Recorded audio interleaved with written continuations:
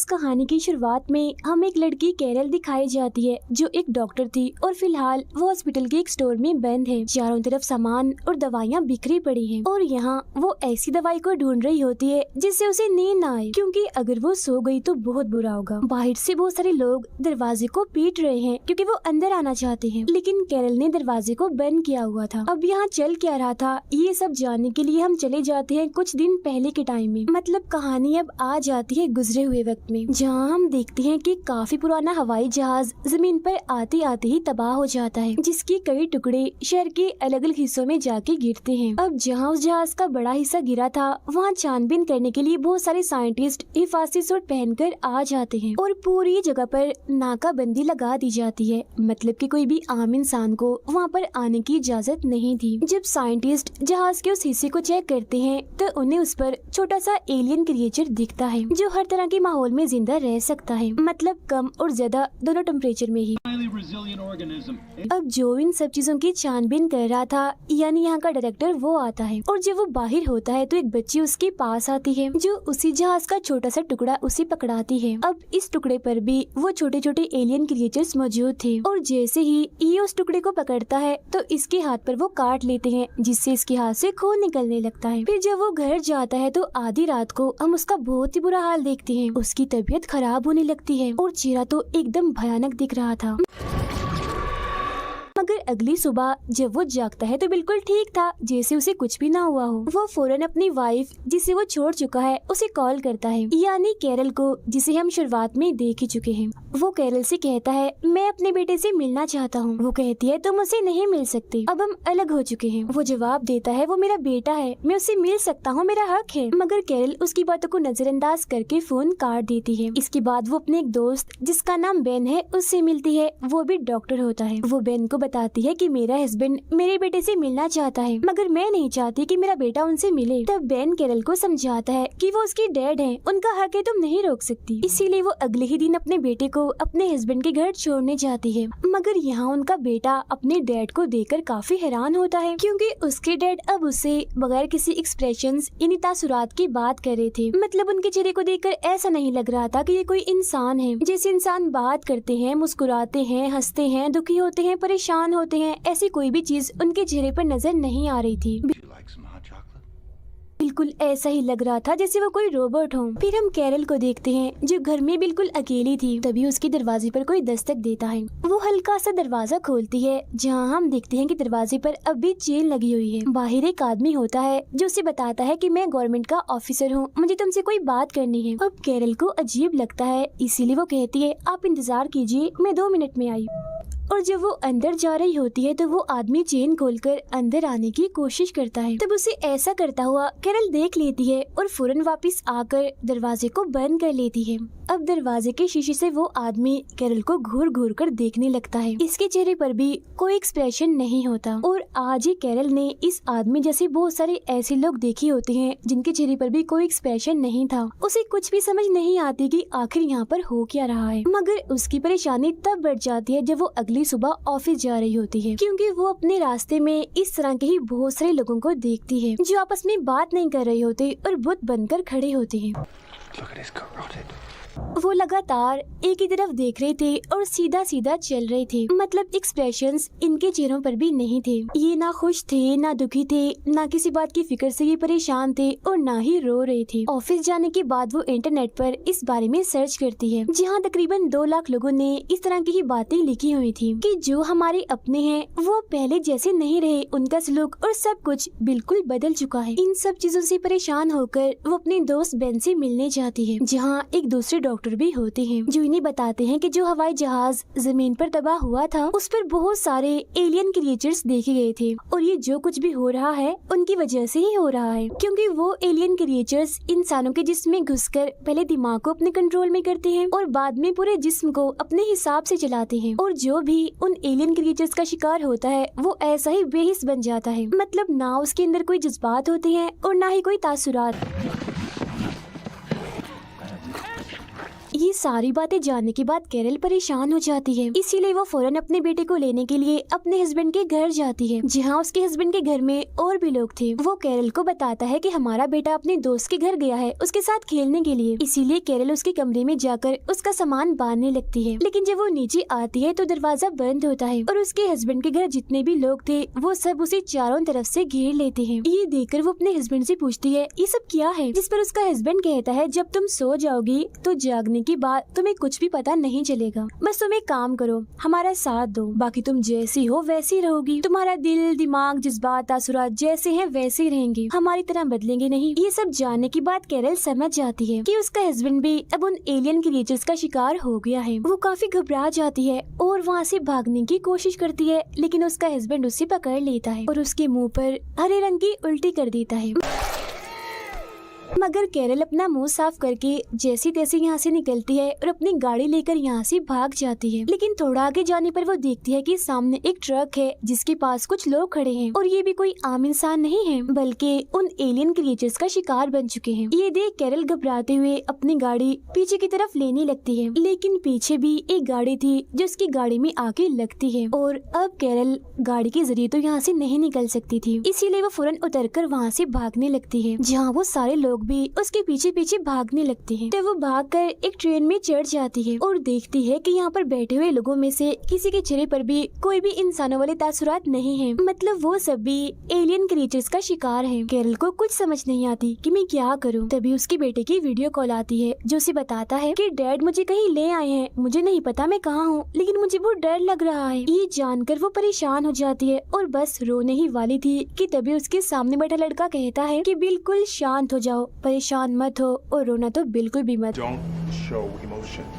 यानी कोई भी जज्बात तुम्हें नहीं दिखाने, वरना वो तुम्हें पहचान लेंगे और तुम पर हमला करके अपने जैसा ही बना लेंगे। जिसके बाद कैरल भी एकदम शांत बिल्कुल उनकी तरह ही रोबोट जैसा बनकर बैठ जाती है। मगर तभी यहाँ कुछ और लोग भी आते हैं जो एलियन क्रिएचर्स का शिकार थे और वो एक के बाद एक इंसान को अपने जैसा बना रहे थे। एक औरत जैसी उनको देखती है तो उसे गुस्सा आ जाता है और वो उन्हें धक्का देकर उन पर चिल्लाने लगती है, जिस वजह से वहाँ चारों तरफ भगदड़ मच जाती है। जिसके बाद वहाँ मौजूद सभी लोग ट्रेन के पीछे वाले हिस्से में चले जाते हैं, मगर एलियन क्रिएचर्स का शिकार लोग उन पर हमला करके उन्हें भी अपने जैसा बना लेते हैं। बचती है तो सिर्फ कैरल, जो किसी तरह यहाँ से निकलकर भाग जाती है और जब वो स्टेशन से निकल रही होती है तो अपने आसपास भी वो इन अजीब लोगों को देखती है, तो वो भी उनकी तरह ही बनकर चलने लगती है, बिल्कुल किसी रोबोट की तरह। यहाँ पर दिखाया जाता है कि जिस भी इंसान के अंदर कोई भी जज्बात एहसासात हैं, मतलब अगर कोई हंस रहा है, रो रहा है, परेशान है, तो पुलिस उस इंसान को पकड़कर अपने साथ ले जा रही है, क्योंकि अब पुलिस भी उन एलियन क्रिएचर्स का शिकार हो गई है। अब यहाँ कैरल को पसीना आने लगता है, जहाँ तभी एक पुलिस वाला उसके पास आकर उसे कहता है कि तुम्हारे माथे पर पसीना आया हुआ है, You're sweating.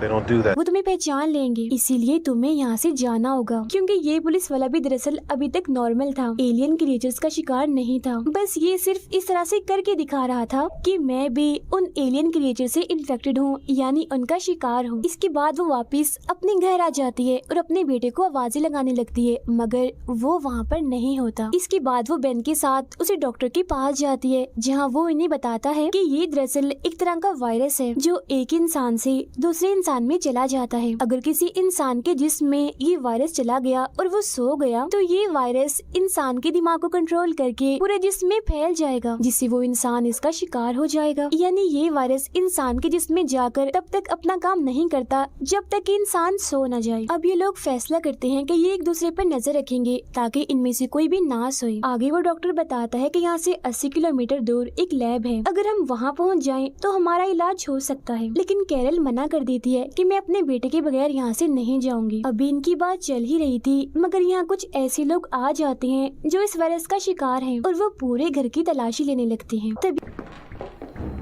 ये चारों चुपके से वहाँ से निकल जाते हैं। बाहर ये बिल्कुल उन लोगों की तरह ही खड़े हो जाते हैं। तभी कैरल देखती है एक औरत को पुलिस पकड़कर ले जा रही है जो चिल्ला रही थी। ये कैरल की ही मरीज थी और बार बार ये कह रही होती है कि मैं सो गई थी, मुझे कुछ भी याद नहीं। ये सुनकर कैरल के दिमाग में एक सवाल उठता है कि अगर ये सो गई थी तो ये उस वायरस का शिकार क्यों नहीं हुई। इसके बाद वो डॉक्टर्स जो कैरल के साथ थे वो लैब की तरफ निकल जाते हैं, जबकि कैरल अपने दोस्त बेन के साथ अपने बेटे को ढूंढने के लिए निकल जाती है। अब कैरल बेन को भी वही वही बात बताती है जो उसके दिमाग में चल रही थी कि वो मेरी मरीज है। अगर वो सो गई थी तो अभी तक वो ठीक कैसे है, वो इस वायरस का शिकार क्यों नहीं हुई। जिसके बाद वो फैसला करते हैं कि ये उस औरत की मेडिकल रिपोर्ट को चेक करेंगे। और फिर जब बेन उसकी मेडिकल रिपोर्ट को देखता है तो पता चलता है कि उस औरत को दिमाग की एक बीमारी है जो चिकन पॉक्स के बाद होती है। ये बीमारी उस इंसान की दिमाग के एक छोटे से हिस्से पर असर डालती है। यही वजह है कि सोने के बाद भी वो इस वायरस का शिकार नहीं हुई। मगर ये बीमारी हर इंसान में नहीं होती, सिर्फ उन्हीं लोगों में होती है जिन्हें कभी चिकन पॉक्स हुआ हो, जो एक जिल्द की बीमारी है। तब ये सुनकर कैरल कहती है मेरे बेटे को भी चिकन पॉक्स हुआ था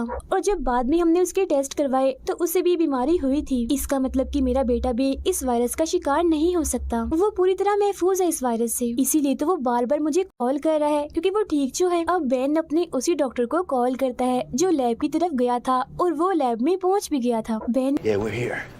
You reach 42. उसे बताता है कि जिस औरत को हमने देखा था जो चिल्ला रही थी, सोने के बाद भी वो इस वायरस का शिकार नहीं हुई क्योंकि उसे भी वो दिमागी बीमारी है। जो सुन फौरन डॉक्टर कहता है कि हाँ मैं समझ गया, तुम क्या कहना चाहते हो, यही ना कि हम इस वायरस का तोड़ यानी एंटीवायरस बनाएं, मगर इसके लिए हमें उस औरत का खून और डीएनए चाहिए। क्या वो इस वक्त जिंदा है? बेन कहता है हमें उस औरत की जरूरत नहीं है, बल्कि कैरल के बेटे को भी वो दिमागी बीमारी है और अगर हम उस बच्चे को ले आए तो एंटीवायरस यानी वैक्सीन बन सकती है। तभी कैरल के पास उसके बेटे का मैसेज आता है जो बताता है कि डैड मुझे दादी के घर ले आए हैं। तो अब कैरल को पता चल जाता है कि उसका बेटा कहाँ है, जिस बारे में वो बेन को भी बताती है। मगर बाहर इन्फेक्टेड लोग हैं, यहाँ से निकलना आसान नहीं है। तभी यहाँ कैरल को याद आता है, वो बेन को बताती है कि मैं भी इस वायरस का शिकार हूँ क्योंकि मेरे हस्बैंड ने मुझ पर उल्टी कर दी थी और मुझे डर है कहीं मैं सो न जाऊँ, क्योंकि अगर मैं सो गई तो वायरस मेरे दिमाग पर हावी हो जाएगा। इसके बाद बेन पुलिस के कपड़े पहनकर गाड़ी के जरिए कैरल को एक जगह पर छोड़ देता है। पुलिस का ध्यान भटकाने के लिए वो गाड़ी तेज चलाता है ताकि सब उसके पीछे आ जाए और कैरल यहाँ से निकल जाए। अब कैरल भी इन्फेक्टेड लोगों की तरह ही चलकर एक ट्रेन में चढ़ जाती है जहाँ बैठे सारे मुसाफिर इस वायरस का शिकार थे, एकदम शांत बैठे थे। वो सीधा एक वॉशरूम में चली जाती है और जब वो बाहर आती है तो वहाँ उसके बेटे का दोस्त था। वो बताता है कि अब मेरी फैमिली नहीं रही। इसके बाद कैरल उसे लेकर ट्रेन से उतर जाती है। तब सामने उसका हस्बैंड खड़ा था जो उसे लेकर अपनी मॉम के घर आ जाता है, मगर यहाँ उसका बेटा नहीं होता। उसके हस्बैंड की मॉम भी इन्फेक्टेड थी। वो सब खाना खा रहे थे मगर कोई भी ये पहचान नहीं पाता कि कैरल इन्फेक्टेड नहीं है क्योंकि वो सब कुछ बिल्कुल उनकी तरह ही कर रही थी। इसी दौरान कैरल के पास उसके बेटे की कॉल आती है जिससे वो बहुत संभल कर बात करती है ताकि किसी को उस पर शक न हो जाए। यहाँ बातों ही बातों में उसे पता चल ही जाता है कि आखिर उसका बेटा कहाँ है। बहुत जल्द वो अपने बेटे के पास पहुँच जाती है। दोनों माँ बेटा एक दूसरे से गले मिलते हैं, जिसके बाद वो अपने बेटे को लेकर यहाँ से निकल जाती है। मगर उसका हस्बैंड और उसके आदमी उन्हें जाता हुआ देख लेते हैं, इसीलिए उनका पीछा करने लगते हैं। तब कैरल और उसका बेटा भागकर एक बेसमेंट में आ जाते हैं जहां उनके पीछे पीछे कैरल का हस्बैंड भी आ चुका था जो इन्हें देख लेता है। वो अपने ही बेटे को पकड़कर उसे मारने की कोशिश करता है क्योंकि अब उसके अंदर कोई भी जज्बात नहीं थे कि ये मेरा बेटा है। मगर इससे पहले कि वो उसे मारता, कैरल एक रॉड से हमला करके उसे जान से मार डालती है। जिसके बाद वो अपने बेटे को लेकर एक हॉस्पिटल के स्टोर में आ जाती है जहाँ बहुत सारी दवाइयाँ थी। फिर वो एक दवा को इंजेक्शन में भरकर अपने बेटे को देती है और कहती है कि अगर मैं सो जाऊं तो इसे मेरे दिल में लगा देना। फिर कैरल के पास बेन की कॉल आती है। ये उसे बताती है कि मेरा बेटा मेरे साथ है और हम एक हॉस्पिटल के स्टोर में हैं। बेन कहता है ठीक है, बहुत जल्द मैं भी वहाँ पहुँच जाऊंगा। अब कैरल को बहुत नींद आ रही थी मगर वो नहीं सो सकती थी क्योंकि सोने के बाद जब वो जागेगी तो वो भी इन्फेक्टेड हो गई होगी। लेकिन क्योंकि उसका बेटा थक चुका था इसीलिए वो सो जाता है। जिसके बाद वो यहाँ नींद ना आने की दवा ढूंढना शुरू कर देती है और ये वही सीन है जहाँ से कहानी शुरू हुई थी। बाहर से इन्फेक्टेड लोग दरवाजे को पीट रहे होते हैं अंदर आने के लिए,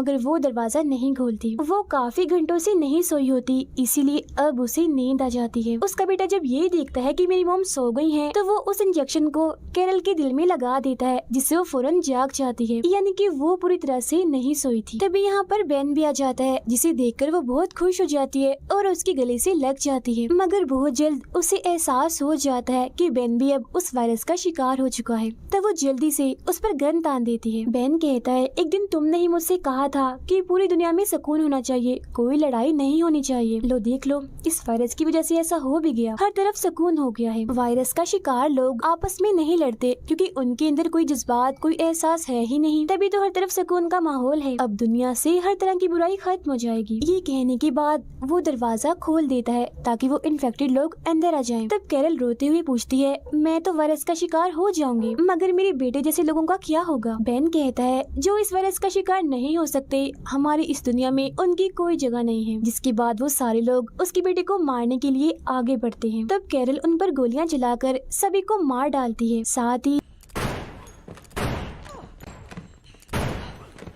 वो बेन को भी गोली मारकर उसे जख्मी करके अपने बेटे को लेकर यहाँ से निकल जाती है और गाड़ी में बैठकर वो यहाँ से भाग जाते हैं। मगर अब बहुत सारी गाड़ियाँ उसके पीछे लग जाती हैं क्योंकि सभी उसे मारना चाहते हैं। तभी एक गाड़ी अचानक से आकर उसकी गाड़ी से टकरा जाती है। एक्सीडेंट होने की वजह से वो फौरन ही बेहोश हो गई थी। जिसके बाद वायरस का शिकार लोग चारों तरफ से उनकी गाड़ी को घेर लेते हैं, मगर इससे पहले वो गाड़ी का शीशा तोड़ते उसे होश आ जाती है और एक बार फिर वो गाड़ी चलाने लगती है। तभी उसे डॉक्टर की कॉल आती है जो लैब में था। वो कैरल से कहता है, वैक्सीन बनाने के लिए हमें तुम्हारे बेटे की जरूरत है, तुम कहाँ पर हो? तो वो उसे बता देती है कि मैं कहाँ हूँ। जिसके कुछ वक्त के बाद हेलीकॉप्टर के जरिए वो भी यहाँ आ जाता है और कैरल को बिल्डिंग की छत पर आने का कहता है। तब कैरल लिफ्ट के जरिए अपने बेटे को लेकर छत की तरफ जाने लगती है, लेकिन अभी भी बहुत सारे इन्फेक्टेड लोग उसका पीछा कर रहे होते हैं। लेकिन जैसे तैसे वो छत तक पहुँच जाती है। तब डॉक्टर हेलीकॉप्टर में उसे लेकर यहाँ से चला जाता है। जिसके बाद वो सब कैरल के बेटे को लेकर लैब में आते हैं।